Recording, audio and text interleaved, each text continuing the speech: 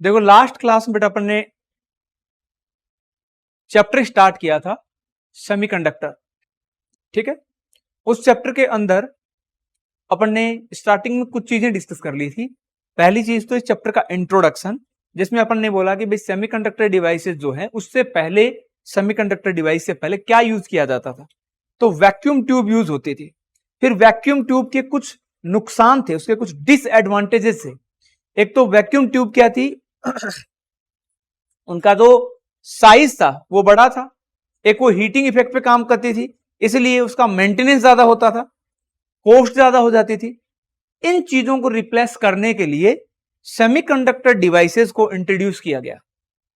Semiconductor devices size में आपकी बहुत कॉम्पैक्ट होती हैं, इजीली अवेलेबल होती हैं, इतनी कॉस्ट भी नहीं होती है क्योंकि ये हीटिंग इफेक्ट पे काम नहीं करती। ठीक है, इसके बाद अपन ने देखा कि भाई बेसिक डेफिनेशन की कंडक्टर, आपका इंसुलेटर और सेमीकंडक्टर मटेरियल क्या होते हैं, तो उनकी बेसिक डेफिनेशन अपन ने डिस्कस की कि कंडक्टर वो मटेरियल होते हैं जो इलेक्ट्रिसिटी या हीट को कंडक्ट करते हैं। ठीक है, ऐसा क्यों करते हैं, क्योंकि इनके अंदर फ्री इलेक्ट्रॉन्स पाए जाते हैं। इनके कुछ एग्जाम्पल भी देखे अपन ने, एजी है आपका, कॉपर है आपका, एल्यूमिनियम है आपका, और आपका आयरन है। फिर अपन ने देखे इंसुलेटर। इंसुलेटर वो मटेरियल थे जिनके अंदर या जो हीट और इलेक्ट्रिसिटी का कंडक्शन नहीं करते हैं। ठीक है, और क्यों नहीं करते हैं, क्योंकि इनके अंदर फ्री इलेक्ट्रॉन्स नहीं होते या negligible amount of free electron are present. ठीक है, इसके एग्जाम्पल मैंने आपको बोला था कि भाई इसके एग्जाम्पल जो हैं आपका, जैसे रबर हो गया, वुड हो गया, आपका वैक्स हो गया। ठीक है, तो ये सारे इसके एग्जाम्पल थे। तीसरा अपन ने डिस्कस किया था सेमीकंडक्टर। सेमीकंडक्टर वो मटेरियल होते हैं जिनकी कंडक्टिविटी जो है वो आपका इंसुलेटर से तो ज्यादा और इंसुलेटर से ज्यादा और कंडक्टर से कम होती है, उनके बीच में होती, क्योंकि इनके अंदर फ्री इलेक्ट्रॉन भी उनके बीच में पाए जाते हैं। इसके एग्जाम्पल जो है वो अपन ने देखा, एक तो जर्मेनियम है, एक सिलिकॉन है।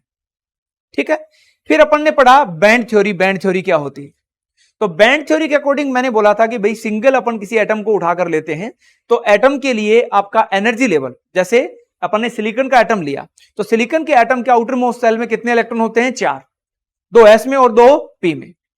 अवेलेबल एनर्जी लेवल कितना है उसके लिए, 6 के p ब्लॉक के तो 6 हो गए और s के 2 हो गए, 8 था अवेलेबल एनर्जी लेवल। ठीक है, पर कंज्यूम्ड एनर्जी लेवल कितना था, 4, 2 तो s ने किए और 2 p ने किए, तो 4 खाली रह गए। अरे समझ में आया कि नहीं।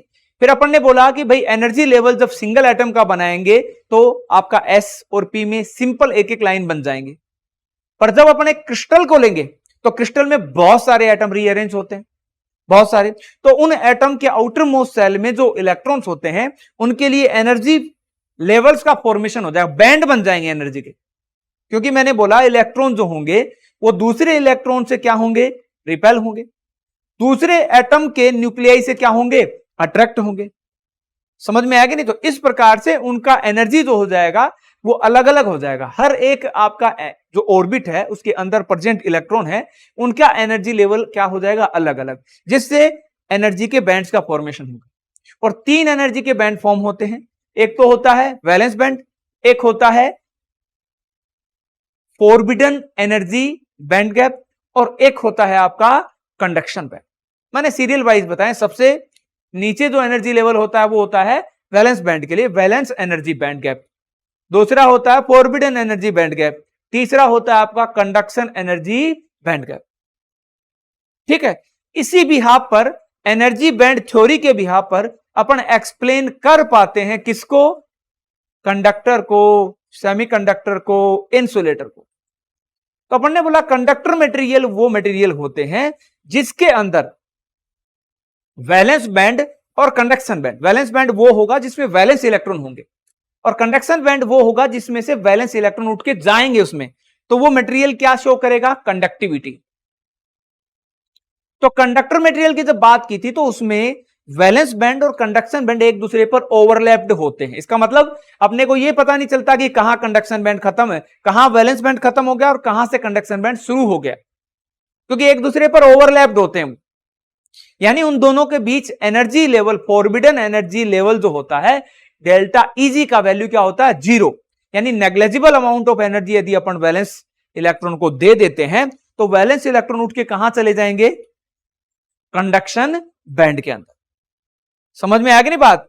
तो ये होता आपका एनर्जी बैंड थ्योरी के बेस पर कंडक्टर मटेरियल का एक्सप्लेनेशन। फिर आता आपका इंसुलेटर्स। इंसुलेटर वो मटेरियल होते हैं जिनमें कंडक्शन बैंड, सॉरी नीचे क्या आता है? Valence band. वैलेंस बैंड और कंडक्शन बैंड में जो फॉरबिडन एनर्जी बैंड गैप होता है उनके बीच में, वो आपका 3 इलेक्ट्रॉन वोल्ट से ज्यादा होता है। समझ में आया कि नहीं? मतलब यहां पर वैलेंस बैंड का कोई भी इलेक्ट्रॉन यदि कंडक्शन बैंड में जाएगा तो उसको 3 इलेक्ट्रॉन वोल्ट से ज्यादा की एनर्जी प्रोवाइड करनी पड़ेगी। जब उससे ज्यादा एनर्जी उसको दे देंगे तो वो इलेक्ट्रॉन वैलेंस बैंड का वो उठ के कहां चला जाएगा? कंडक्शन बैंड में। समझ आइए बात? इसके बाद आपका कौन सा था? सेमीकंडक्टर। सेमीकंडक्टर में अपन क्या बोलते हैं कि सेमीकंडक्टर मटेरियल जो होते हैं उनके लिए वैलेंस बैंड और कंडक्शन बैंड के बीच में जो डेल्टा Eg है, जिसको क्या बोला था अपन ने? फॉरबिडन एनर्जी बैंड गैप, उसकी वैल्यू जो होती है वो लेस देन 3 इलेक्ट्रॉन वोल्ट होती है। कितनी होती है? Less than 3 electron volt. ठीक है, मतलब इतनी एनर्जी जब आप प्रोवाइड करोगे 0 से तो ज्यादा और 3 से कम, तो इलेक्ट्रॉन वैलेंस बैंड से उठकर कहां चले जाएंगे? कंडक्शन बैंड में। तो ये होता आपका सेमीकंडक्टर मटेरियल। सेमीकंडक्टर मटेरियल में कंडक्टिविटी जो शो करते हैं वो आगे अपन पढ़ेंगे। सेमीकंडक्टर मटेरियल में कंडक्टिविटी शो करने वाला इलेक्ट्रॉन और होल होते हैं, चार्ज कैरियर बोलते हैं, जिनको क्या बोला जाता है? चार्ज कैरियर, जो आपका इलेक्ट्रिसिटी या हीट को सेमीकंडक्टर में वो वैलेंस बैंड से उठाएंगे और कहां भेजेंगे? कंडक्शन बैंड में। समझ आया कि नहीं? तो अपन ने इसके बाद क्लासिफिकेशन ऑफ सेमीकंडक्टर पढ़ा था। तो मैंने बोला क्लासिफिकेशन के बेस पर सेमीकंडक्टर को अपन 3 पार्ट में डिवाइड करते हैं। एक तो होता है एलिमेंटल सेमीकंडक्टर, एक होता है आपका कंपाउंड सेमीकंडक्टर और एक होता है पॉलीमर सेमीकंडक्टर। एलिमेंटल में 2 आते हैं बेटा, एग्जांपल याद रखने हैं आपको, काम भी आएंगे आगे और पूछे भी जाते हैं। कौन से होते हैं? Silicon and germanium. ठीक है। दूसरा आपका कंपाउंड। कंपाउंड में भी 2 पार्ट होंगे, एक तो ऑर्गेनिक और एक इनऑर्गेनिक। ऑर्गेनिक में आपको याद रखना है जो पूछा जा चुका है, जिसका नाम है एंथ्रासीन। क्या होता है जिसका नाम? एंथ्रासीन। और उधर कंपाउंड के अंदर आपको याद रखना है कौन कौन से लिखाए थे मैंने? जर्मेनियम आर्सेनिक फॉस्फोइड, ठीक है, एक इंडियम फॉस्फोइड और एक आपका जर्मेनियम फॉस्फोइड। समझ आया कि नहीं बात? जर्मेनियम फॉस्फोइड भी आपके, ये तीनों आपके यूज होते हैं, और भी बहुत सारे इनके आपके एग्जाम्पल्स होते हैं, पर मैक्सिमम टाइम राजस्थान बोर्ड के अंदर ये पूछे जा चुके हैं। ठीक है। तीसरा टाइप का था पॉलीमर, और पॉलीमर में आपको एक एग्जाम्पल याद रखना है जो कि है पॉलीवायरल। ठीक है। फिर अपन ने बोला था कि types of semiconductor. Types of semiconductor 2 होते हैं। एक तो था आपका इंट्रिंसिक सेमीकंडक्टर। कौन सा था? इंट्रिंसिक सेमीकंडक्टर, जिसका नाम दूसरा है प्योर सेमीकंडक्टर। क्या नाम होता है इसका? Pure semiconductor. दूसरा था आपका एक्सट्रिंसिक सेमीकंडक्टर, जिसका बोला जाता है इम्प्योर सेमीकंडक्टर। और एक और नाम है इसका डोप्ड सेमीकंडक्टर। क्या नाम बोलते हैं? Doped semiconductor. अब डोप्ड सेमीकंडक्टर एक्सट्रिंसिक सेमीकंडक्टर को बनाने की जरूरत क्या पड़ी? वो अपन इंट्रिंसिक सेमीकंडक्टर पढ़ेंगे तब अपने को समझ में आ जाएगा। समझ में आ गई नहीं बात? तो अपना पहला है टाइप्स ऑफ सेमीकंडक्टर में इंट्रिंसिक सेमीकंडक्टर। कौन सा है बेटा? इंट्रिंसिक।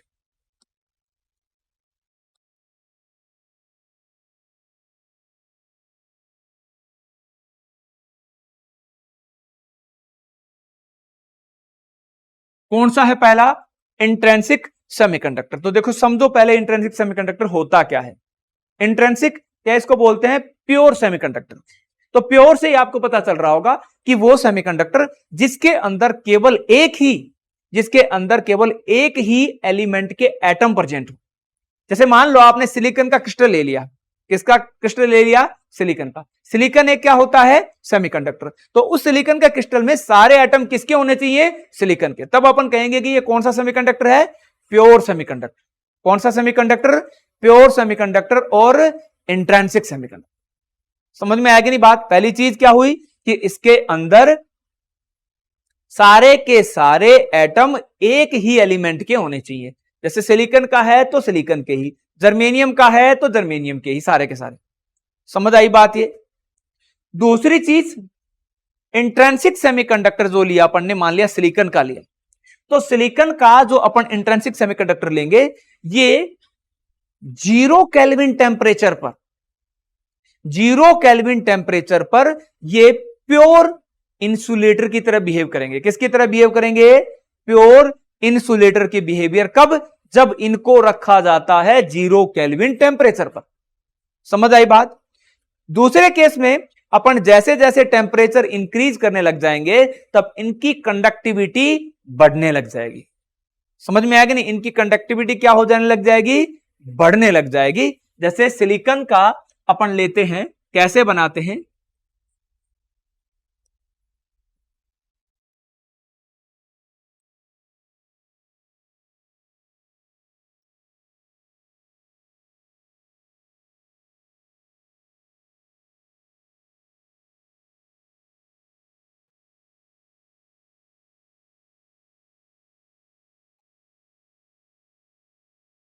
दिख रहे क्या? ज्यादा मोटा हो जाए।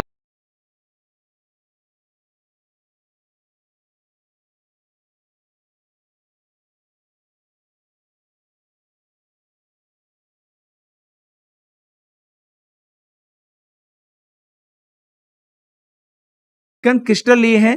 सिलिकॉन के आउटर मोस्ट सेल में कितने इलेक्ट्रॉन होते हैं बेटा? 4। कितने होते हैं? 4 होते हैं।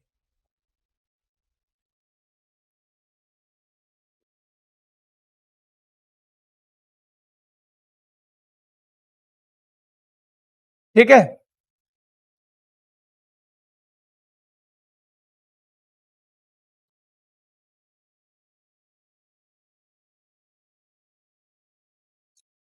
अब देखो,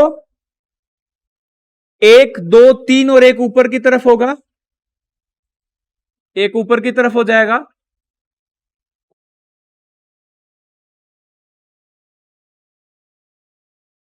तो ये कितने के साथ कोवलेंट बॉन्ड बनाए हुए हैं? 4 के साथ।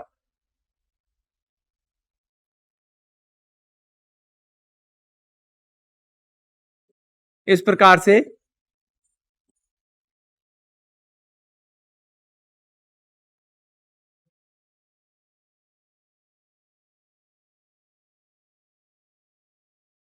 ठीक है। इस प्रकार से ये स्ट्रक्चर कब है? 0 केल्विन टेम्परेचर पर। कब? जब टेम्परेचर कितना है? 0 केल्विन। तो 0 केल्विन टेम्परेचर पर ये किसकी तरह बिहेव करेगा? Pure insulator. ठीक है। और जैसे अपन टेम्परेचर बढ़ाएंगे तो ये कैसा बिहेव करेगा? इसकी कंडक्टिविटी है वो क्या हो जाएगी? इंक्रीज होने लग जाएगी। कंडक्टिविटी क्या हो जाएगी? इंक्रीज होने लग जाएगी।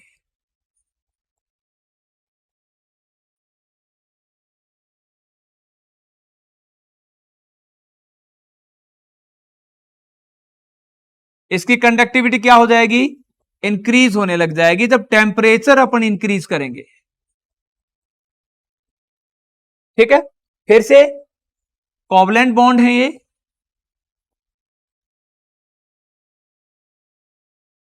इक्वल आपका पेयरिंग होती है।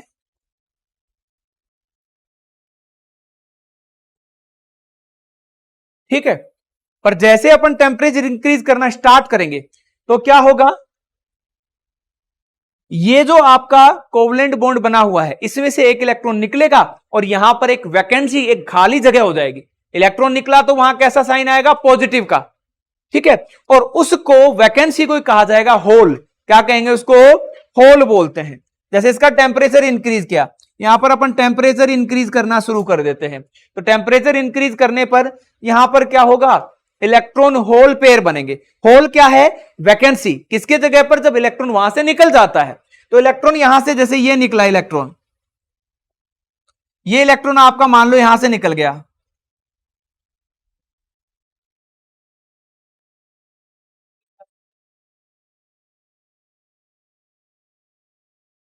यहां से आपका क्या निकल गया है? इलेक्ट्रॉन निकल गया है। तो यहां पर एक वैकेंसी क्रिएट होगी, होल क्रिएट हो गया। इस वैकेंसी को क्या कहा जाता है? होल। इसको क्या कहते हैं अपन? होल बोलते हैं। और यहां से निकला कौन है? इलेक्ट्रॉन। तो इस होल पर कैसा चार्ज होता है? पॉजिटिव। इस होल पर कैसा चार्ज होता है? पॉजिटिव। इलेक्ट्रॉन निकला है, उसकी जगह एक वैकेंसी क्रिएट हो गई है, उसको क्या कहते हैं अपन? होल। और ये जो इलेक्ट्रॉन होल पेयर बन रहे हैं, ये इसकी कंडक्टिविटी बताएंगे। सेमीकंडक्टर की किसको बताएंगे? कंडक्टिविटी को। जितने ज्यादा इलेक्ट्रॉन होल पेयर बनेंगे, उतनी ही ज्यादा सेमीकंडक्टर की क्या बढ़ेगी? कंडक्टिविटी बढ़ेगी। समझ में आया कि नहीं? ये कब बनेंगे? जब टेम्परेचर बढ़ाएंगे। टेम्परेचर बढ़ाएंगे तो एनर्जी मिलने से जो कोवलेंट बॉन्ड बने हुए हैं, उनमें से इलेक्ट्रॉन निकल के बाहर आएंगे और वहां पर क्रिएट हो जाएगी वैकेंसी, और उस वैकेंसी को नाम दे दिया जाता है होल। क्या नाम देते हैं उसको? होल। समझ में आया कि नहीं बात? अरे हाँ कि ना? तो ये टेम्परेचर इंक्रीज करा तब कंडीशन है, और ये आपका 0 केल्विन की बात है। समझ में आया कि नहीं बात? इसका मतलब आपका इंट्रिंसिक सेमीकंडक्टर जो है, उसकी जो कंडक्टिविटी है, दो बात पे डिपेंड करती है। एक तो नेचर ऑफ मटेरियल पर कि किस प्रकार का मटेरियल है, दूसरा आपका टेम्परेचर पर। समझ में आया कि नहीं? यानी आपसे कहा जाए कि भाई इंट्रिंसिक सेमीकंडक्टर की कंडक्टिविटी कैसे बढ़ाओगे, तो आप कहोगे कि सर टेम्परेचर बढ़ा के इंट्रिंसिक सेमीकंडक्टर की कंडक्टिविटी बढ़ाई जा सकती है। पर टेम्परेचर बढ़ाना हर जगह पॉसिबल नहीं होता है, क्योंकि जो भी मटेरियल जिसमें इंट्रिंसिक सेमीकंडक्टर लगा हुआ हो सकता है जिसके अंदर लगा हुआ हो उसका आउटर 0 केल्विन टेम्परेचर पर कोई भी आपका कोवलेंट बॉन्ड नहीं टूटेगा, और कोवलेंट बॉन्ड नहीं टूटेगा तो यहां पर चार्ज कैरियर जनरेट नहीं होंगे। सीधी सी बात है। तो ये कैसा बिहेव करेगा? इंसुलेटर। एक प्योर इंसुलेटर बन जाएगा ये। ठीक है। पर जैसे अपन टेम्परेचर बढ़ाना शुरू करेंगे, वैसे वैसे इलेक्ट्रॉन होल पेयर बनेंगे, और इलेक्ट्रॉन होल पेयर बनेंगे तो चार्ज कैरियर की संख्या बढ़ेगी या चार्ज कैरियर जनरेट होंगे। तो चार्ज कैरियर जनरेट होने से ये आपका सेमीकंडक्टर कंडक्टिविटी शो करेगा। समझ में आया कि नहीं? मतलब सीधी सी बात यह है कि इंट्रिंसिक सेमीकंडक्टर की कंडक्टिविटी को टेम्परेचर बढ़ाकर बढ़ाया जा सकता है, पर टेम्परेचर बढ़ाना हर जगह पॉसिबल नहीं होता है, क्योंकि टेम्परेचर की भी प्रैक्टिकली लिमिटेशन होती है। तो इस चीज को देखते हुए क्या बनाया गया? एक्सट्रिंसिक सेमीकंडक्टर बनाया गया, जिस सेमीकंडक्टर के अंदर बाहर से इंप्योरिटी एटम मिलाए गए। वो ऐसे एटम होते हैं जो बाहर से जब मिलाते हैं तो वो एक्स्ट्रा चार्ज कैरियर लेकर आते हैं। तो ये देखा गया कि सिलिकॉन का क्रिस्टल लेकर उसके अंदर मैं इंप्योरिटी मिलाता हूं, तो सिलिकॉन क्रिस्टल के अंदर 10 का पावर 9 यदि सिलिकॉन के एटम रखे जाएं, और उसके अंदर यदि एक इंप्योरिटी एटम डाल दिया जाए, 10 का पावर 9 सिलिकॉन क्रिस्टल के अंदर 10 का पावर 9 एटम ले आए सिलिकॉन के, और उसके अंदर एक इंप्योरिटी एटम मिला दिया, तो इससे सिलिकॉन की कंडक्टिविटी 10 का पावर 3 टाइम बढ़ गई। कितना टाइम बढ़ गई? 10 to the power 3 time increase होगी उसकी कंडक्टिविटी। और यदि जर्मेनियम का क्रिस्टल लें, तो जर्मेनियम के क्रिस्टल में यदि 10 का पावर 6 एटम रखे जाएं, तो उसकी कंडक्टिविटी 10 का पावर 4 टाइम, यदि एक इंप्योरिटी एटम मिला देंगे उसमें लाके 10 का पावर 6 जर्मेनियम के एटम के अंदर एक इंप्योरिटी एटम मिला दिया गया, तो कंडक्टिविटी कितनी बढ़ जाएगी? 10 का पावर 4 टाइम। समझ में आया कि नहीं? इंट्रिंसिक सेमीकंडक्टर में चार्ज कैरियर की तरह कौन बिहेव करता है? इलेक्ट्रॉन और होल। जितने इलेक्ट्रॉन निकलेंगे उतने ही क्या बनेंगे? होल। मतलब इलेक्ट्रॉन और होल की जो यहां पर डेंसिटी है, क्या कहेंगे? चार्ज डेंसिटी ऑफ इलेक्ट्रॉन, जिसको डिनोट करेंगे Ne से, वो इक्वल होगी चार्ज डेंसिटी ऑफ होल के, क्योंकि जितने होल बनेंगे उतने ही तो इलेक्ट्रॉन बनेंगे, और वो इक्वल होगी किसके? Na I, charge density of intrinsic semiconductor.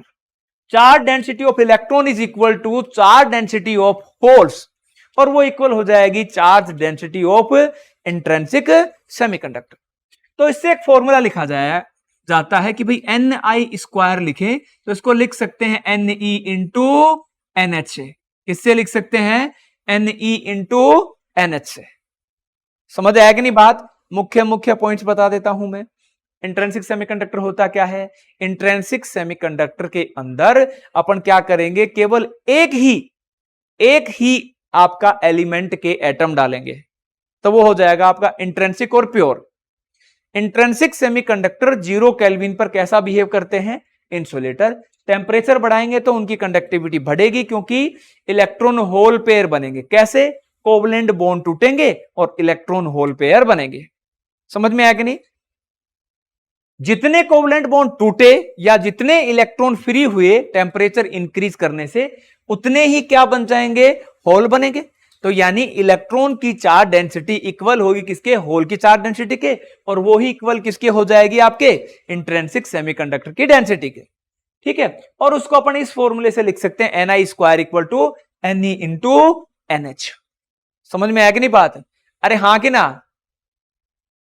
एक फॉर्मूला और आता है कि इंट्रिंसिक सेमीकंडक्टर की चार्ज डेंसिटी जो होती है एन आई, वो होती है ए टी का power 3/2 exponential function minus E G या delta E G by 2k into T.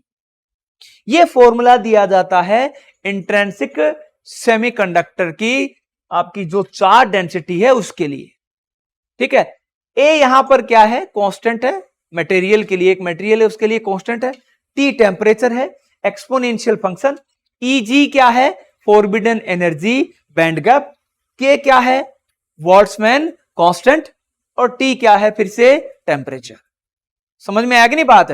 तो अपन ये पॉइंट आपको ध्यान रखने हैं। मैंने क्या बताया कि टेम्परेचर बढ़ाकर अपन इंट्रिंसिक सेमीकंडक्टर की कंडक्टिविटी को बढ़ा सकते हैं, पर टेम्परेचर बढ़ाकर कंडक्टिविटी को बढ़ाना हर जगह पॉसिबल या प्रैक्टिकली सॉल्यूशन नहीं है। तो इसको हटाने के लिए, इसको रिप्लेस करने के लिए अपन ने बनाए एक्सट्रिंसिक सेमीकंडक्टर। और एक्सट्रिंसिक सेमीकंडक्टर कैसे बनाते हैं? अपन इंट्रिंसिक सेमीकंडक्टर के अंदर डोपिंग या कहें एक्सटर्नल आपके एटम, इंप्योरिटी एटम लाके उसके अंदर मिला देंगे। समझ में आया कि नहीं? तो उसके अंदर अपन जैसे सिलिकॉन का आपका सेमीकंडक्टर है, तो उसके अंदर बाहर से इंप्योरिटी एटम ला देंगे। तो मैंने बोला सिलिकॉन के क्रिस्टल के अंदर यदि 10 का पावर 9 एटम में डाल देता हूं और उन एटम के अंदर एक इंप्योरिटी एटम लाकर डाल देता हूं, तो सिलिकॉन क्रिस्टल की जो कंडक्टिविटी है पहले के कंपेयर में 10 का पावर 3 गुना 3 टाइम्स इंक्रीज हो जाएगी।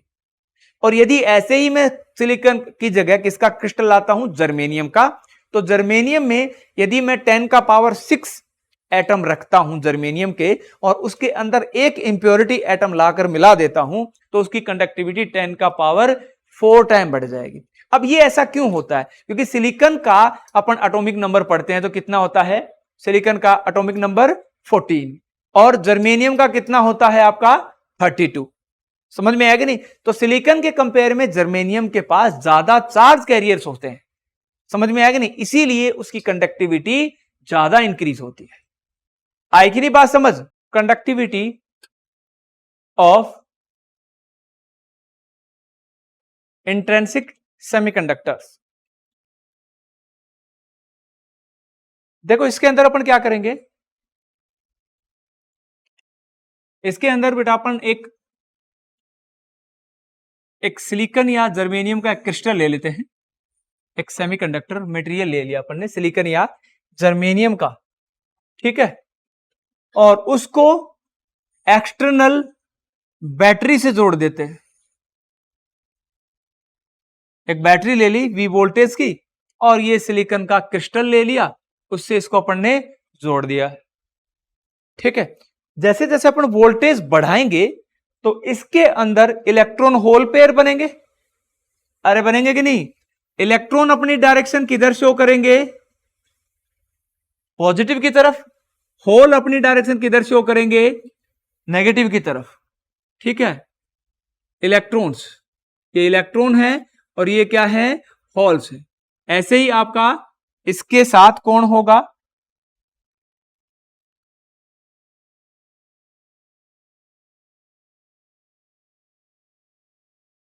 इसके साथ कौन होगा, होल। वो अपनी डायरेक्शन को इधर दिखाएगा, इलेक्ट्रॉन अपनी डायरेक्शन को इधर, होल अपनी डायरेक्शन को इधर।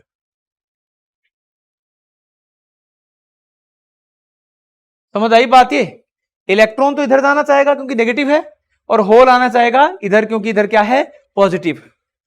समझ आई ये बात सबको। तो देखो यहां पर एक टर्म लेते हैं मोबिलिटी। क्या टर्म आता है, मोबिलिटी। मोबिलिटी का मतलब होता है कि कोई चार्ज कैरियर कितना ज्यादा फ्लो कर सकता है, कितना ज्यादा चल सकता है। समझ आया कि नहीं। तो जब अपन थर्ड चैप्टर, उसके डायरेक्टली प्रोपोर्शनल क्या होती है, ड्रिफ्ट वेलोसिटी। तो ड्रिफ्ट वेलोसिटी अपन इलेक्ट्रॉन के लिए बोले तो क्या आ जाएगा, म्यू ई इंटू ई।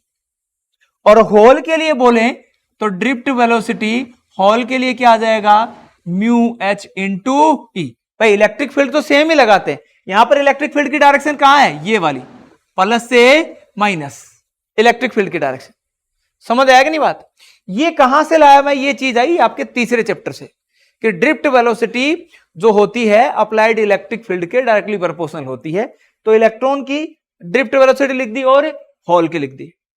फिर एक टर्म आता है जे, जिसको बोलते हैं करंट डेंसिटी। क्या बोला जाता है, करंट डेंसिटी। और करंट डेंसिटी किससे डिफाइन होती है, आई बाई ए से, कि यूनिट एरिया के अंदर कोई भी अपन ने एक सरफेस ले ली या कोई भी एक वायर है, उस वायर के यूनिट एरिया के अंदर कितना करंट फ्लो हो रहा है उसको अपन क्या कहते हैं, करंट डेंसिटी।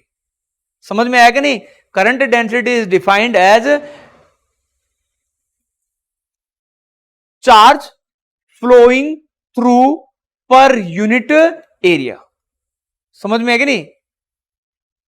आई का एक रिलेशन और आता है, आई इक्वल टू होता है N E A V D. क्या रिलेशन होता है, N E A V D. फिर से थर्ड चैप्टर में relation between current and drift velocity. Drift velocity क्या होती है कि जब अपन किसी भी मटेरियल के ऊपर इलेक्ट्रिक फील्ड अप्लाई करते हैं तो उसके अंदर जो फ्री इलेक्ट्रॉन प्रेजेंट हैं वो जिस फाइनल वेलोसिटी से आफ्टर कोलिजन, क्योंकि इलेक्ट्रॉन तो एक दूसरे से कोलाइड करेंगे अंदर, तो इलेक्ट्रॉन अपने एक दूसरे से भी कोलाइड करते हैं और आपका दूसरे एटम का जो आपका न्यूक्लियाई होता है उससे भी कोलाइड करते हैं। तो कोलिजन के बाद जिस एवरेज वेलोसिटी से वो चलने लग जाते हैं उसी वेलोसिटी को क्या कहा जाता है, ड्रिफ्ट वेलोसिटी। क्या कहते हैं उसको, ड्रिफ्ट वेलोसिटी कहते हैं। और ये रिलेशन आता है I equal to N E A V D. तो J इक्वल टू क्या हो जाएगा, N E A V D by A से कट गया ए। ठीक है, तो रिलेशन क्या आ गया, ये एन ई वी डी, जे का रिलेशन आ गया। अब जे अपन किसके लिए लिखें, किसके लिए, इलेक्ट्रॉन के लिए। तो इलेक्ट्रॉन के लिए क्या लिखेंगे, एन इलेक्ट्रॉन, इलेक्ट्रॉन वी की, वीडी की जगह क्या रख दूं मैं, वीडी की जगह क्या रख दें, देखो ये लिखा हुआ है, वीडी की जगह क्या आ जाएगा, म्यू ई इंटू ई। अब डेंसिटी किसके लिए, होल के लिए, क्योंकि इसके अंदर इलेक्ट्रॉन भी है होल भी है। इलेक्ट्रॉन ने डायरेक्शन पॉजिटिव की तरफ दिखाई, होल ने किधर, नेगेटिव की तरफ। समझ में आएगा नहीं, क्योंकि होल एक पॉजिटिव चार्ज पार्टिकल है और इलेक्ट्रॉन एक नेगेटिव चार्ज पार्टिकल है। इलेक्ट्रिक फील्ड की डायरेक्शन होगी इधर की तरफ। ठीक है, तो ये क्या हो जाएगा आपका N H E mu H E. ठीक है, अब देखो E क्या है, ये E जो लिखे हुए हैं ये आपका 1.6 इंटू 10 का पावर माइनस 19 कूलम के इक्वल होता है। इलेक्ट्रॉन के ऊपर नेगेटिव होता है और प्रोटॉन के ऊपर पॉजिटिव होता है। होल क्या है, एक पॉजिटिव है, वैकेंसी है जिसके ऊपर कैसा चार्ज है, पॉजिटिव। जब इलेक्ट्रॉन जाता है तो एक जगह छोड़ के जाता है जो क्या होती है, होल को बताती है, और होल के पास कितना चार्ज होता है, जितना इलेक्ट्रॉन के पास। इलेक्ट्रॉन के पास नेगेटिव, होल के पास पॉजिटिव। टोटल करंट डेंसिटी जो हो जाएगी J इक्वल टू क्या होगा, J E plus J H. Total current density क्या हो जाएगी आपका J equal to JE plus JH। समझ आएगी नहीं बात ये। अब अपन J निकालें तो J क्या हो जाएगा, J इक्वल टू JE का वैल्यू क्या रख दूं, NE mu E plus NHE mu H into E. ठीक है, ये किसकी करंट डेंसिटी आ गई, एक सेमीकंडक्टर की आ गई। किसकी आ गई, सेमीकंडक्टर की। पर इंट्रिंसिक सेमीकंडक्टर की बात करें तो इंट्रिंसिक सेमीकंडक्टर में Ne और NH क्या होते हैं, बराबर होते हैं, इक्वल होते हैं। जितने इलेक्ट्रॉन निकलेंगे उतने ही तो होल निकलेंगे यहां पर इंट्रिंसिक सेमीकंडक्टर में। तो ये दोनों एक दूसरे के इक्वल होते हैं। तो J इक्वल टू क्या क्या कॉमन आ गया इसमें, N, और इसके इक्वल अपन क्या लिख दें, Ni। क्या लिख दें, Ni, इंट्रिंसिक सेमीकंडक्टर। तो Ni आ गया, E कॉमन आ गया, कैपिटल E बाहर आ गया, क्या बच गया, mu E plus mu H. क्या बच गया, mu E plus mu H. अरे समझ आएगी नहीं बात। तो आपका current density of intrinsic semiconductor is equal to NIE capital E mu E plus mu H. अपन ने क्या किया, एक सिलिकॉन का सेमीकंडक्टर लिया, उसको अपन ने एक वोल्टेज सोर्स से जोड़ दिया, जिसके पास वोल्टेज कितना था, V था। उसके अंदर इलेक्ट्रॉन और होल होंगे। इलेक्ट्रॉन जो है पॉजिटिव टर्मिनल की तरफ आएंगे और होल किसकी तरफ आएंगे, नेगेटिव टर्मिनल की तरफ आएंगे। जितने होल होंगे उतने ही क्या होंगे, क्योंकि अपन किसकी कंडक्टिविटी पढ़ रहे हैं, इंट्रिंसिक सेमीकंडक्टर की कंडक्टिविटी को पढ़ रहे हैं। फिर अपन ने बोला कि एक टर्म आता है ड्रिफ्ट वेलोसिटी, चैप्टर 3 में। ड्रिफ्ट वेलोसिटी आपका डायरेक्टली प्रोपोर्शनल होती है अप्लाइड इलेक्ट्रिक फील्ड के। ठीक है, तो Vd इक्वल टू हो जाएगा म्यू ई इंटू ई। ऐसे ही होल के लिए हो जाएगा mu E into mu H into E. Current density एक टर्म आता है जो डिफाइन होता है कि यूनिट एरिया के अंदर कितना करंट फ्लो हो रहा है, J equal to I by A. फिर अपना I जो होता है उसका ड्रिफ्ट वेलोसिटी के साथ रिलेशन होता है I equal to NEA VD। ठीक है, तो ये अपन रिलेशन काम में लेके यहां पर अपने पास J का वैल्यू आ गया। फिर अपन ने बोला कि अपन इलेक्ट्रॉन के लिए करंट डेंसिटी लिखना चाहें तो E म्यू E इंटू ई, होल के लिए NH म्यू H इंटू ई, दोनों हो गए। टोटल करंट डेंसिटी कितनी हो जाएगी, J equal to JE plus JH। अपन ने इनकी वैल्यू रख दी। फिर अपन बोले इंट्रिंसिक सेमीकंडक्टर में Ne और NH इक्वल होते हैं और वो किसके इक्वल हो गए, Ni के। तो अपन ने इनकी वैल्यू रखने के बाद ये आ गया। समझ में आएगी नहीं बात। फिर देखो ओम्स लॉ क्या बोलता है, J equal to sigma into E. According to Ohm's law J equal to sigma into E. Sigma क्या है, कंडक्टिविटी। सिग्मा क्या है, कंडक्टिविटी। तो जब अपन यहां पर ये रखेंगे तो सिग्मा E इक्वल टू क्या आ गया, NIE capital E mu E plus mu H. तो E से कट गया E, सिग्मा क्या आ गया, NIE mu E plus mu H. ये किसका आ गया, ये कंडक्टिविटी ऑफ इंट्रिंसिक सेमीकंडक्टर आ गया, जो किस किस चीज पे डिपेंड कर रहा है, यहां पर लिखा हुआ Ni पर, E पर, म्यू ई पर और म्यू एच पर। समझ आइए बात। अरे हाँ कि ना, रोक दो, इतना ही रोक दो, बस इनको लिखाना ही है।